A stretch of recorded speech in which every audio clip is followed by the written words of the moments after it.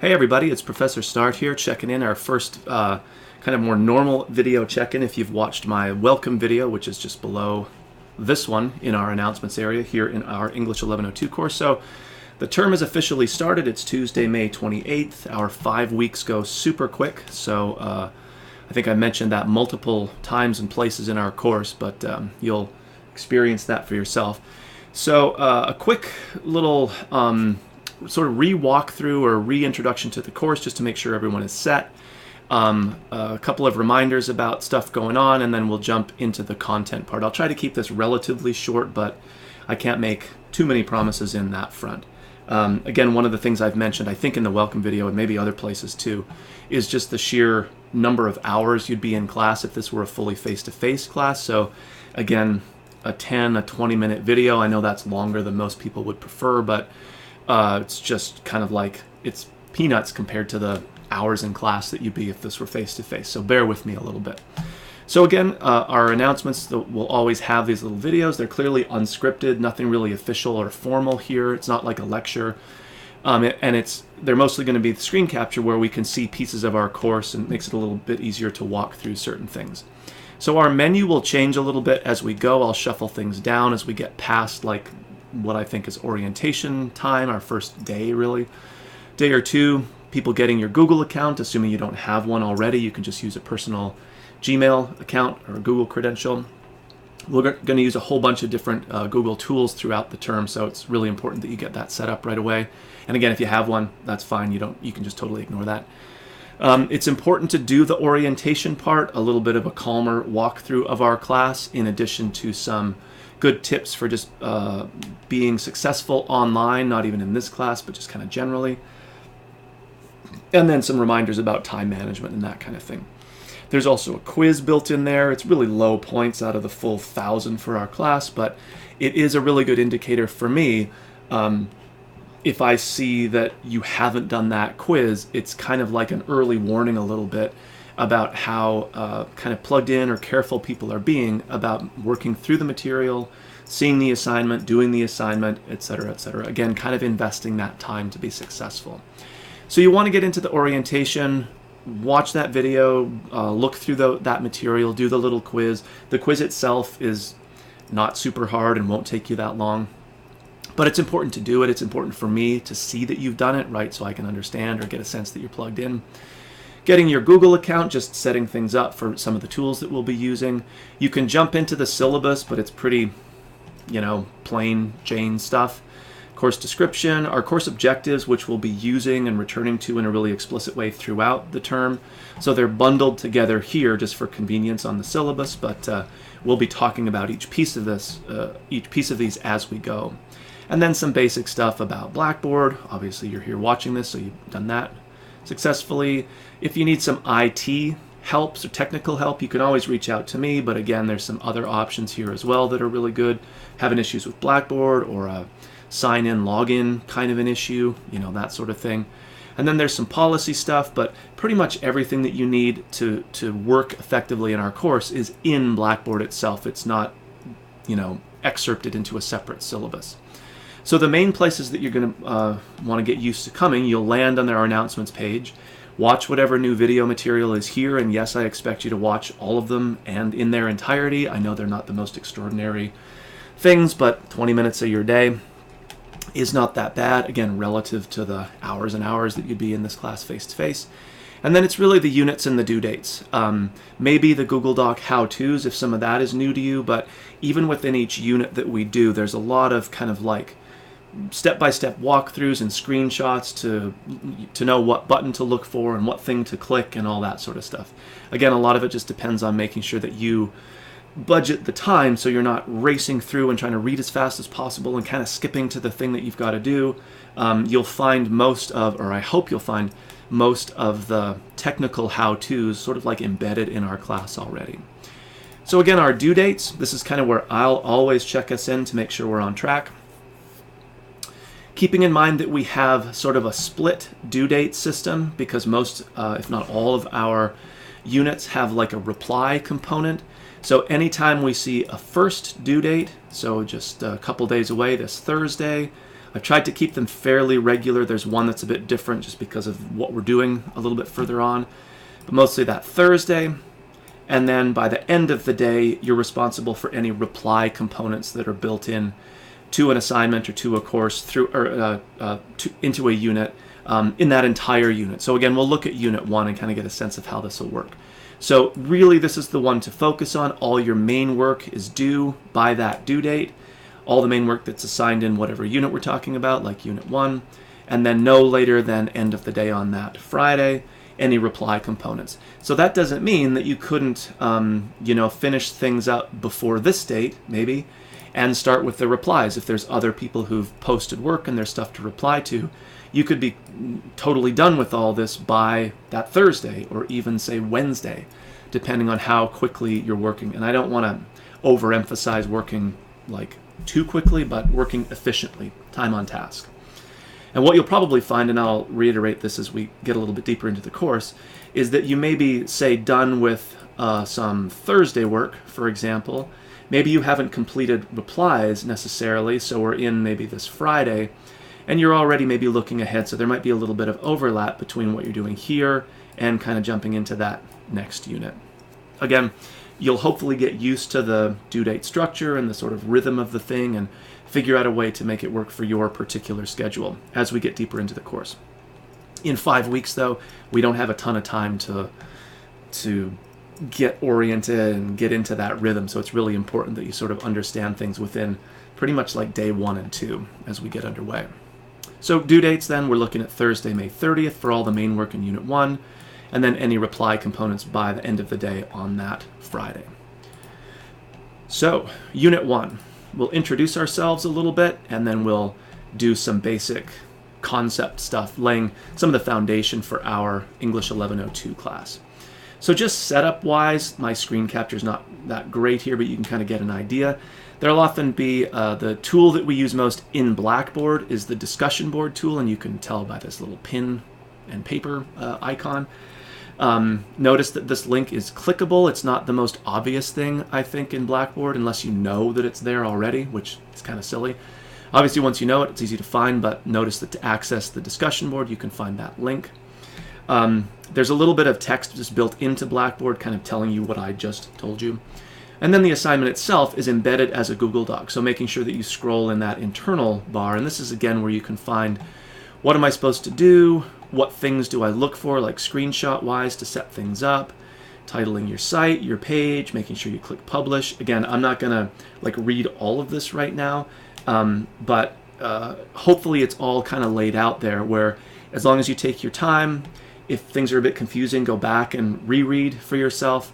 It should walk you through fairly clearly, step by step, both the academic content requirement, the thing that you're supposed to do for our class, but also the how-to of whatever tool we happen to be using. So you'll notice, and again, hopefully get used to this right away, that our course really integrates some features in Blackboard, like the discussion board tool, which is a convenient, I would say, collection tool that we use, and it's connected to the gradebook, so it makes grading a little bit more efficient for me. So we combine some of that stuff as kind of like, again, the foundation for our class, the landing place, and then we integrate a whole bunch of different Google tools as we go. So you'll build yourself a Google site, so you'll have your own website. We'll call it a portfolio or e-portfolio. Again, just for collecting all the stuff that you do throughout the term. So we'll use the Google Sites Builder. Make sure you use the new one. Use Chrome is always the best browser option there. And it's fairly straightforward as far as a really clean user interface. If you have Gmail, that is your Google account. So just sign in to whatever sites, docs, slides, whatever we might be using with that account. Or again, if you don't have something Google related like a Gmail account, that's where you would need that to set that up early in our class. So for our assignment here, you're really just building the site. Notice that you can change things like the theme, and once we add pages, you can change the layout and the organization, so you don't really have to be too concerned with that right now. And we just want to build the site, create it, right, so you have your own web address, and then create an About Me page, sort of like introducing yourself. Give us a photo or two, you know, some text talking about yourself. Nothing too formal, nothing too, I don't know, serious. Doesn't really matter. Just so we get a sense of like who we're in class with, trying to build that sense of community.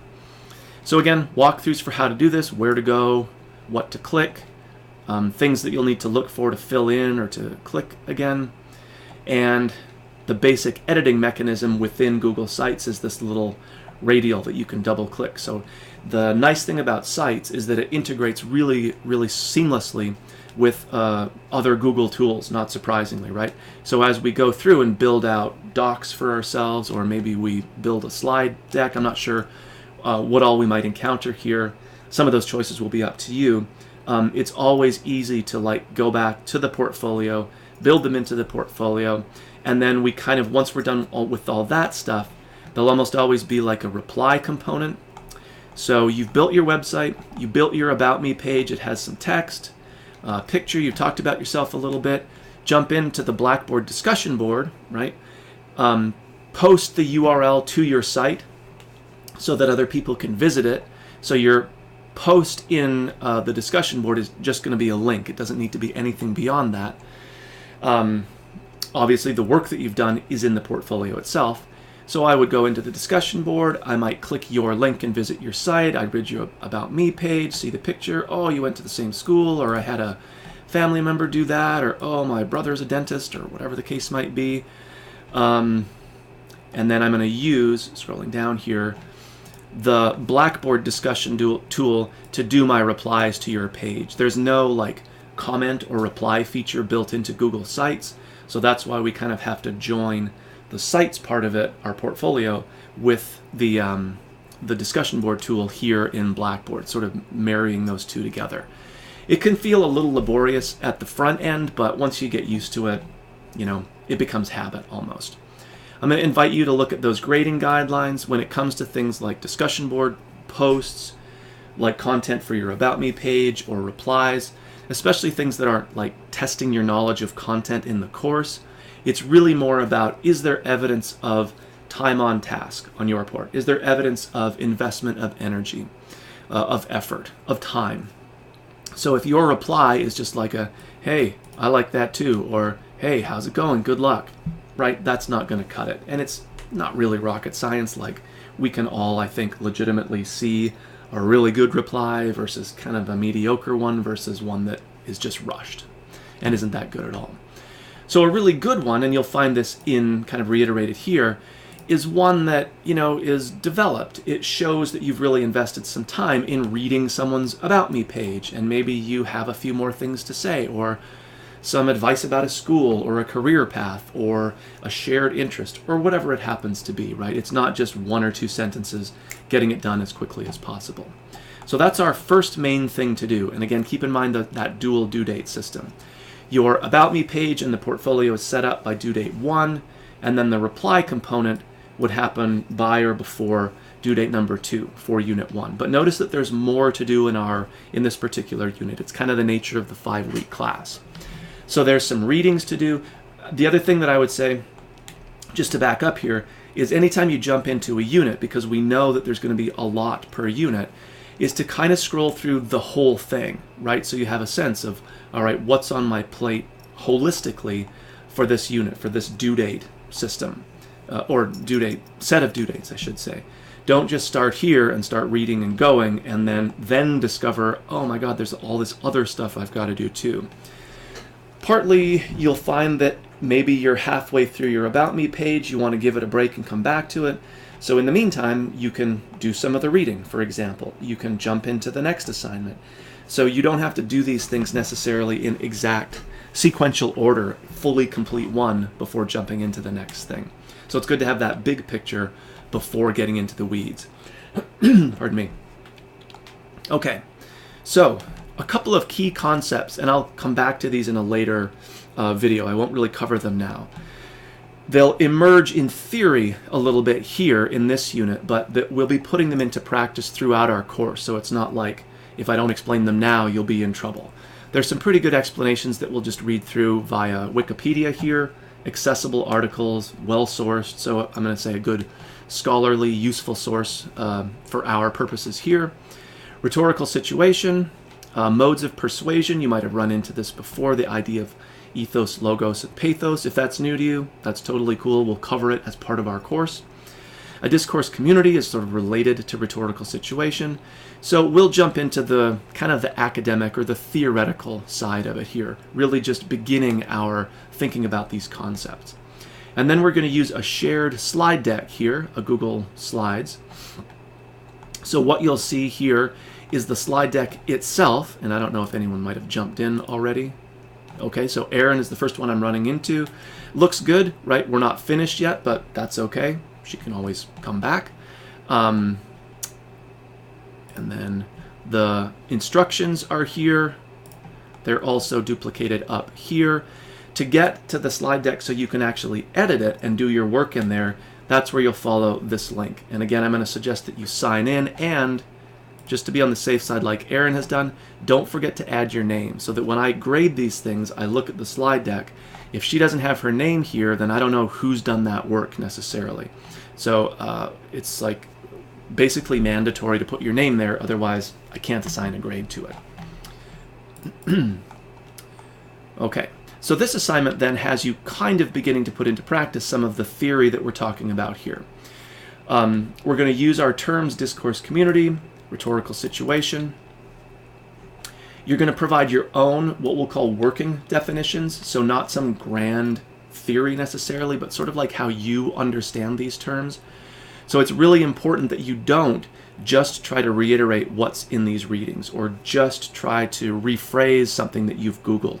Like really sort of internalize what these terms mean for you. How do you understand them? Even, and sometimes we expect this will happen, if maybe you don't totally understand them. That's okay. I'm not really grading on how precise your definitions are.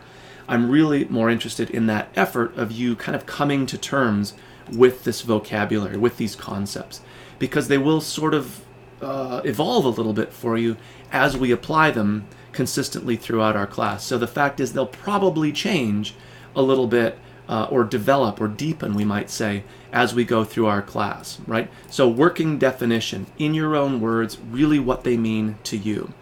And then I think the most valuable thing, and again, sort of the premise of our course, is not just to know conceptually what these things are, but like what are some actual examples from your actual life of a discourse community that you're part of a rhetorical situation or situations that you found yourself in. And we all are, so no one's like exempt or can avoid these things. We're all embedded in these all the time. Again, don't just Google stuff and cut paste a definition. That's not what we're doing. Don't just Google an example. Provide an example that is relevant and specific to you. So you're really kind of having to think through the concept, but like what it means in practice for you. That's really where the value of this course comes through, is the practice of these things. So we start kind of conceptually, we're getting into some of the example stuff, and then we'll really drive down into the practical area as our course unfolds. Let's see, what else is there to do? That's about it. Not that that's not enough just to get started. So getting kind of oriented, making sure you've got your Google account, jumping in here, setting up your website, your About Me page, making sure you post your URL to our discussion board up here, remembering to do, sorry for all the scrolling, the replies, doing the readings, and then working on the shared slide deck assignment. One last note, like I say here, we're all in the slide deck together, so you can edit any part of it. So obviously be really careful that you don't accidentally edit or change anybody else's work. It's possible to recover that if we do like run into some mistake that someone makes, but again, the more careful you can be about just sort of doing working in your space in the slide deck, the better. And obviously once you're in the slide deck, you can add slides, just blank slides, wherever you might need them, even if you need like extra space to work or decide to include a picture or I don't know, some ancillary thing that takes up some more space. So don't feel constrained to just one single slide necessarily. Okay, so that's quite a bit, right, for Unit 1, figuring that we have just a couple of days to do it, and you're just kind of getting into the class and the setup and the whole, big picture of the thing. Not to mention that you might have other classes that are beginning, other summer responsibilities that are starting to wind up, whether it's work or different family arrangements or all the crazy stuff that happens. Okay, so 20 minutes. I know, longer than you probably would have preferred, but nothing like the 5 hours we would have been in class together. That's tough to think about. So yeah, thanks for sticking with me so far here. The future announcements will be a little bit shorter just because there's less stuff to cover, bigger picture. But again, it's really important to me to get everyone situated, set up, kind of on the right track right off the bat, so we're not still fumbling with that later on in the course. All right? So if you have any questions, concerns, by all means be in touch with me, and I will try to get right back to you.